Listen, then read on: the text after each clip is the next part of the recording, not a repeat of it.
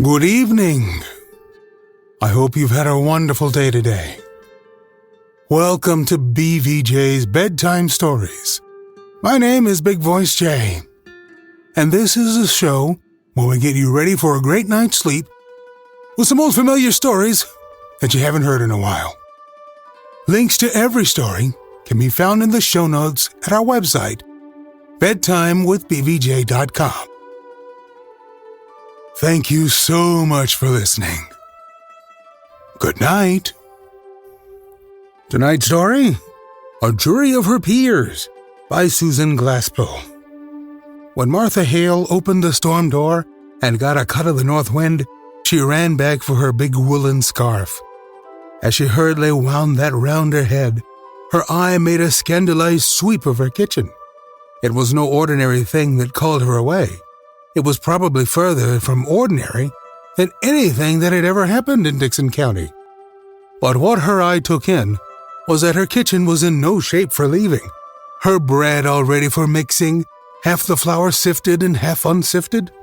She hated to see things half done.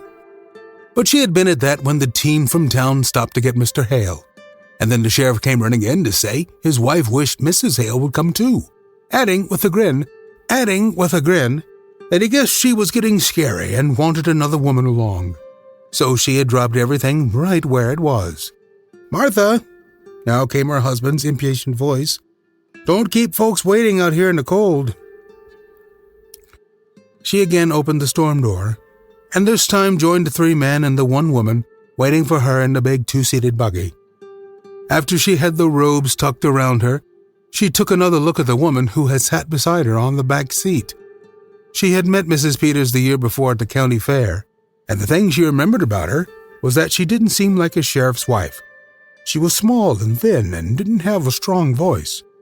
Mrs. Gorman, sheriff's wife, before Gorman went out and Peters came in, had a voice that somehow seemed to be backing up the law with every word.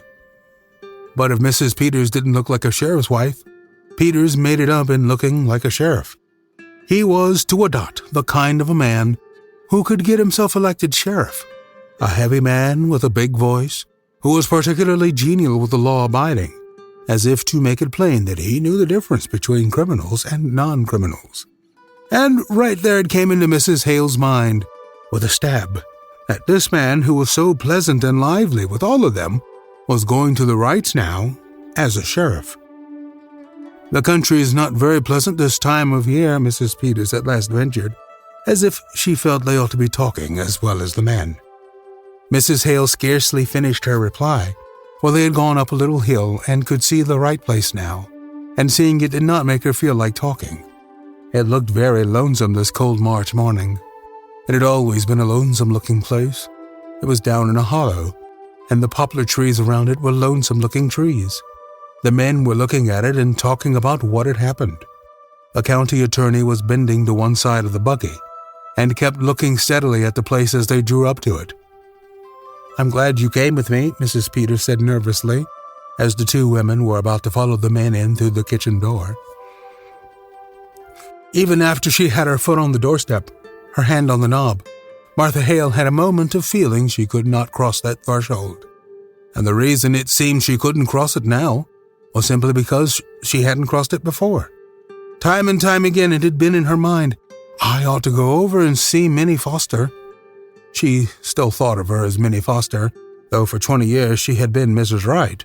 And then there was always something to do when Minnie Foster would go from her mind.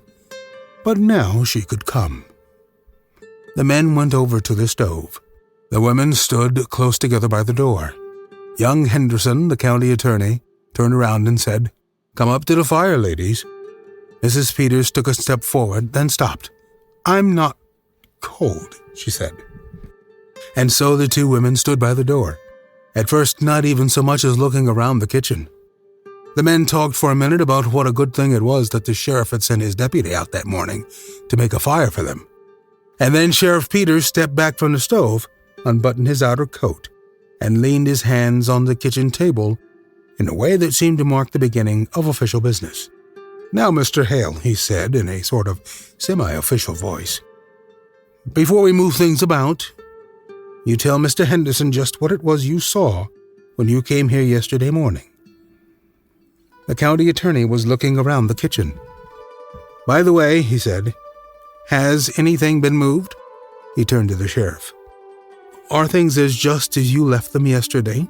Peters looked from cupboard to sink, from that to a small worn rocker a little to one side of the kitchen table. "It's just the same."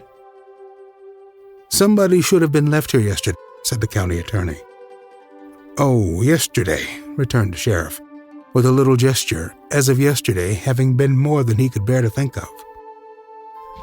"When I had to send Frank to Morris Center for that man who went crazy, let me tell you, I had my hands full yesterday.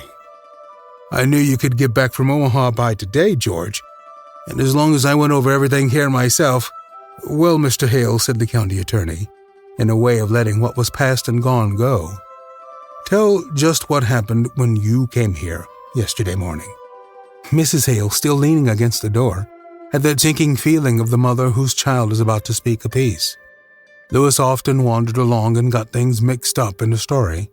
She hoped he would tell this one straight and plain, and not say unnecessary things that would just make things harder for Minnie Foster.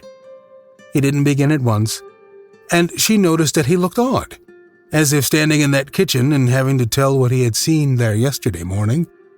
Almost sick. "Yes, Mr. Hale," the county attorney reminded. "Harry and I had started to town with a load of potatoes," Mrs. Hale's husband began. Harry was Mrs. Hale's oldest boy. He wasn't with them now for the very good reason that these potatoes never got to town yesterday, and he was taking them this morning, so he hadn't been home when the sheriff stopped to say he wanted Mr. Hale to come over to the right place and tell the county attorney his story there, where he could point it all out. With all Mrs. Hale's other emotions came the fear now that maybe Harry wasn't dressed warm enough. They hadn't any of them realized how that north wind did bite. "We came along this road," Hale was going on with a motion of his hand to the road over which they just came. "And as we got inside of the house, I says to Harry, I'm going to see if I can't get John Wright to take a telephone. You see," he explained to Henderson, "unless I can get somebody to go in with me, they won't come out this branch road except for a price I can't pay. I'd spoke to Wright about it once before, but he'd put me off, saying folks talk too much anyway, and all he asked for is peace and quiet. Guess you know about how much he talked himself. But I thought maybe if I went in that house and talked about it before his wife and said all the women folks like the telephones and that in this lonesome stretch of road it would be a good thing. Well, I said to Harry that this was what I was going to say. Though I said at the same time that I didn't know as what his wife wanted made much difference to John. Now there he was, saying things he didn't need to say." Mrs. Hale tried to catch her husband's eye, but fortunately the county attorney interrupted with, "Let's talk about that a little later, Mr. Hale. I do want to talk about that, but I'm anxious now to get along to what happened when you got here." When he began this time, it was very deliberately and carefully. "I didn't see or hear anything. I knocked at the door, and still it was all quiet inside. I knew they must be up. It was past 8 o'clock. So I knocked again, louder, and thought I heard somebody say, 'Come in.' I wasn't sure. I'm not sure yet. But I opened the door, this door, jerking a hand toward the door by which the two women stood. And there in that rocker, pointing to it, sat Mrs. Wright. Everyone in the kitchen looked at the rocker. It came into Mrs. Hale's mind that that rocker didn't look in the least like Minnie Foster, the Minnie Foster of 20 years before. It was a dingy red with wooden rungs up the back, and the middle rung was gone, and the chair sagged to one side. "How did she look?" the county attorney was inquiring. "Well," said Hale, "she looked odd." "Well, how do you mean, odd?" As he asked it, he took out a notebook and pencil. Mrs. Hale did not like the sight of that pencil. She kept her eye fixed on her husband, as if to keep him from saying unnecessary things that would go into that notebook and make trouble. Hale did speak guardedly, as if the pencil had affected him too. Well, as if she didn't know what she was going to do next, and kind of done up. How did she seem to feel about your coming? Why, I don't think she minded one way or the other. She didn't pay much attention. I said, "How do, Mrs. Wright? It's cold, ain't it?" And she said, "Is it?" and went on pleating at her apron. Well, I was surprised. She didn't ask me to come up to the stove or to sit down, but just sat there, not even looking at me. And so I said, "I want to see John." And then she laughed. I guess you could call it a laugh. I thought of Harry and the team outside, so I said a little sharp, "Can I see John?" "No," says she, kind of dull-like. "Well, ain't he home?" says I. Then she looked at me. "Yes," says she, "he's home." "Then why can't I see him?" I asked her, out of patience with her now. "'Cause he's dead," says she, just as quiet and dull, and fell to pleating her apron. "Dead?" says I, like you do when you can't take in what you've heard. She just nodded her head, not getting a bit excited, but rocking back and forth. "Why, where is he?" says I, not knowing what to say. She just pointed upstairs. Like this, pointing to the room above. I got up, with the idea of going there myself. By this time, I didn't know what to do. I walked from here to there. Then I says, "What did he die of?" "He died of a rope around his neck," says she, and just went on pleating at her apron. Hale stopped speaking and stood staring at the rocker as if he were still seeing the woman who had sat there the morning before. Nobody spoke. It was as if everyone were seeing the woman who had sat there the morning before. "And what did you do then?" the county attorney at last broke the silence. "I went out and called Harry. I thought I might need help. I got Harry in and we went upstairs." His voice fell almost to a whisper. There he was, lying over there. "I think I'd rather have you go into that upstairs," the county attorney interrupted, "where you can point it all out. Just go on now with the rest of the story." Well, my first thought was to get that rope off. He stopped, his face twitching. But Harry, he went up to him and he said, "No, he's dead all right, and we'd better not touch anything." So we went downstairs. She was still sitting that same way. "Has anybody been notified?" I asked. "No," says she, unconcerned. "Who did this, Mrs. Wright?" said Harry. He said it businesslike, and she stopped pleating her apron. "I don't know," she says. "You don't know?" says Harry. "Weren't you sleeping in the bed with him?" "Yes," says she, "but I was on the inside. Somebody slipped a rope round his neck and strangled him, and you didn't wake up," says Harry. "I didn't wake up," she said after them.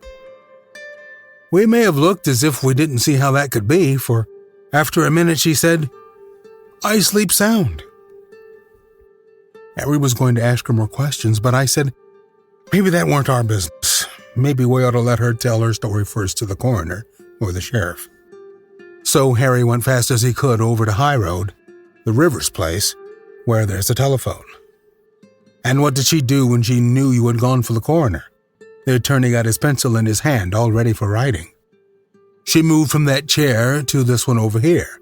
Hale pointed to a small chair in the corner, and just sat there with her hands held together and looking down. I got a feeling that I ought to make some conversation, so I said I had come in to see if John wanted to put in a telephone. And at that she started to laugh, and then she stopped and looked at me, scared. At the sound of a moving pencil, the man who was telling the story looked up. "I don't know, maybe it wasn't scared," he hastened. "I wouldn't like to say it was." Soon Harry got back, and then Dr. Lloyd came, and you, Mr. Peters, and so I guess that's all I know that you don't. He said that last with relief. It moved a little, as if relaxing. Everyone moved a little. The county attorney walked toward the stair door. "I guess we'll go upstairs first, then out to the barn and around there." He paused and looked around the kitchen. "You're convinced there was nothing important here?" he asked the sheriff. "Nothing that would point to any motive." The sheriff, too, looked all around as if to reconvince himself. "Nothing here but kitchen things," he said, with a little laugh for the insignificance of kitchen things. The county attorney was looking at the cupboard, a peculiar, ungainly structure, half closet and half cupboard, the upper part of it being built in the wall and the lower part just the old-fashioned kitchen cupboard. As if its oddness attracted him, he got a chair and opened the upper part and looked in. After a moment, he drew his hand away sticky. "Here's a nice mess," he said resentfully. The two women had drawn nearer, and now the sheriff's wife spoke. "Oh, her fruit," she said, looking to Mrs. Hale for sympathetic understanding. She turned back to the county attorney and explained. "She worried about that when it turned so cold last night. She said the fire would go out and her jars might burst." Mrs. Peters' husband broke into a laugh. "Well, can you beat the women? Held for murder and worrying about her preserves." The young attorney set his lips. "I guess before we're through with her, she may have something more serious than preserves to worry about." "Oh well," said Mrs. Hale's husband with good-natured superiority. "Women are used to worrying over trifles." The two women moved a little closer together. Neither of them spoke. The county attorney seemed suddenly to remember his manners and think of his future. "And yet," said he with the gallantry of a young politician, "for all their worries, what would we do without the ladies?" The women did not speak, did not unbend. He went to the sink and began washing his hands. He turned to wipe them on the roller towel, whirled it for a cleaner place. Dirty towels? Not much of a housekeeper, would you say, ladies? He kicked his foot against some dirty pans under the sink. "There's a great deal of work to be done on a farm," said Mrs. Hale stiffly. "To be sure, and yet," with a little bow to her, "I know there are some Dixon County farmhouses that do not have such roller towels." He gave it a pull to expose its full length again. "These towels get dirty awful quick. Man's hands aren't always as clean as they might be." "Ah, loyal to your sex, I see," he laughed. He stopped and gave her a keen look. "But you and Mrs. Wright were neighbors. I suppose you were friends, too." Martha Hale shook her head. "I've seen little enough of her of late years. I've not been in this house. It's more than a year." "And why was that? You didn't like her?" "I liked her well enough," she replied with spirit. "Farmers' wives have their hands full, Mr. Henderson." And then she looked around the kitchen. "Yes," he encouraged. "It never seemed a very cheerful place," said she, more to herself than to him. "No," he agreed. "I don't think anyone would call it cheerful. I shouldn't say she had the homemaking instinct." "Well, I don't know if Wright had either," she muttered. "You mean they didn't get on very well?" he was quick to ask. "No, I don't mean anything," she answered with decision. As she turned a little away from him, she added, "But I don't think a place would be any the cheerfuler for John Wright's being in it." "I'd like to talk to you about that a little later, Mrs. Hale," he said. "I'm anxious to get the lay of things upstairs now." He moved toward the stair door, followed by the two men. "I suppose anything Mrs. Peters does will be all right?" the sheriff inquired. "She was to take in some clothes for her, you know, and a few little things. We left in such a hurry yesterday." The county attorney looked at the two women they were leaving alone there among the kitchen things. "Yes, Mrs. Peters," he said, his glance resting on the woman who was not Mrs. Peters, the big farmer woman who stood behind the sheriff's wife. "Of course, Mrs. Peters is one of us," he said in a manner of entrusting responsibility. "And keep your eye out, Mrs. Peters, for anything that might be of use. No telling. You women might come upon a clue to the motive, and that's the thing we need." Mr. Hale rubbed his face after the fashion of a showman, getting ready for a pleasantry. "But would the women know a clue if they did come upon it?" he said. And having delivered himself of this, he followed the others to the stair door. The women stood motionless and silent, listening to the footsteps, first upon the stairs, then in the room above them. Then, as if releasing herself from something strange, Mrs. Hale began to arrange the dirty pans under the sink, which the county attorney's disdainful push of the foot had deranged. "I'd hate to have men coming into my kitchen," she said testily, "snooping round and criticizing." "Of course, it's no more than their duty," said the sheriff's wife, in her manner of timid acquiescence.